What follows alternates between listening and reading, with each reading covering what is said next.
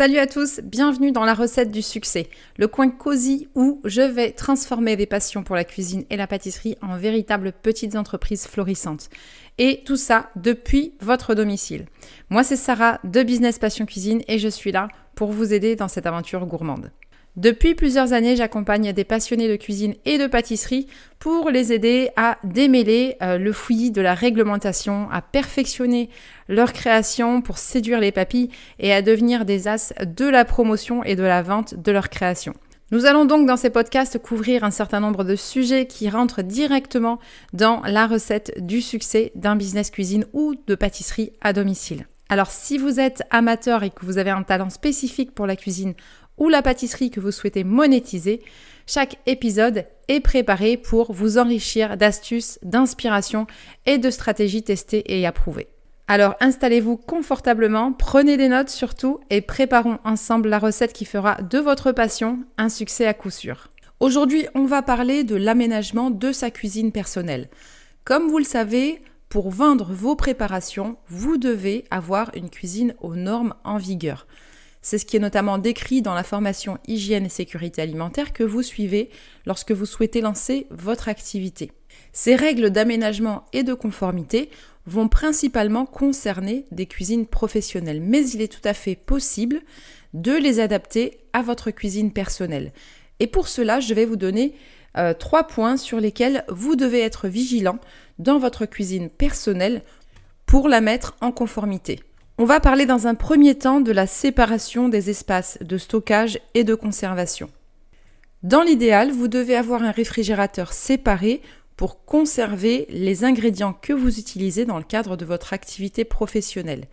Et donc un autre réfrigérateur dans lequel vous allez conserver les ingrédients que vous utilisez à titre personnel. De la même manière, les espaces de stockage des ingrédients utilisés pour votre activité professionnelle doivent être séparés de votre espace de stockage habituel.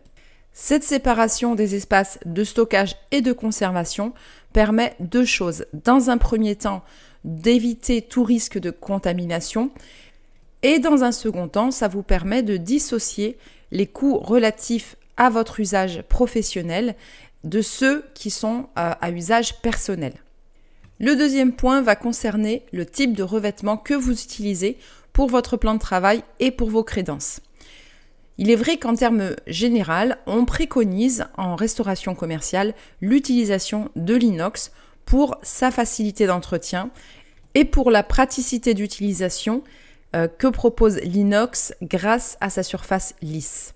Si vous n'avez pas la possibilité d'installer de l'inox dans votre cuisine personnelle, il est néanmoins possible d'opter pour des revêtements de type stratifié, à condition que sa surface ne soit pas poreuse et donc qu'elle soit lisse. Si votre stratifié a des reliefs sur la surface, c'est le risque que des aliments viennent s'incruster et s'accumuler malgré un nettoyage en profondeur, car ce sont des toutes petites rainures qui vont permettre le développement de bactéries. Pour ce qui est de la crédence, de la même manière, vous pouvez effectivement utiliser des plaques d'inox, mais vous pouvez très bien avoir du carrelage à condition d'utiliser des joints époxy, qui sont des joints qui vont être durables dans le temps, qui vont être étanches et surtout résistants aux produits chimiques que vous allez utiliser pour désinfecter votre surface. Enfin, pour ce qui est de la ventilation, avoir une fenêtre dans sa cuisine ne suffit pas à éliminer correctement les odeurs et les vapeurs. Vous allez donc devoir être vigilant sur le choix de votre hotte. Le choix de la hotte se fait en fonction de la taille de votre cuisine et en fonction de la taille de la surface de cuisson. Si vous avez plusieurs équipements de cuisson, une plaque, une plancha côte à côte, vous devez vous assurer que la hotte couvre l'entièreté de cette surface. Concernant la puissance de la hotte à choisir, elle sera fonction de la taille de votre cuisine. On va considérer pour cela le débit d'air. Le débit d'air est un paramètre qui est essentiel pour le choix d'une hotte de cuisine. Il doit être suffisamment élevé pour éliminer efficacement la chaleur, la vapeur et les odeurs de cuisson de la cuisine. Un débit d'air trop faible peut entraîner une mauvaise extraction et des problèmes de qualité de l'air. En général, on recommande un débit d'air compris entre 300 et 500 mètres cubes par heure par mètre carré de surface de cuisson. Vous devez tout simplement mesurer votre surface de cuisson et en déduire la puissance d'extraction de hotte qui vous conviendrait le mieux. Pour résumer donc ce qu'on a vu sur ce podcast sur l'aménagement d'une cuisine personnelle, c'est dans un premier temps s'assurer de séparer les espaces de stockage et de conservation pour bien distinguer votre usage professionnel et personnel. Ensuite, le choix d'un plan de travail lisse et non poreux ainsi qu'une crédence avec des joints époxy pour vous permettre une meilleure désinfection de vos surfaces.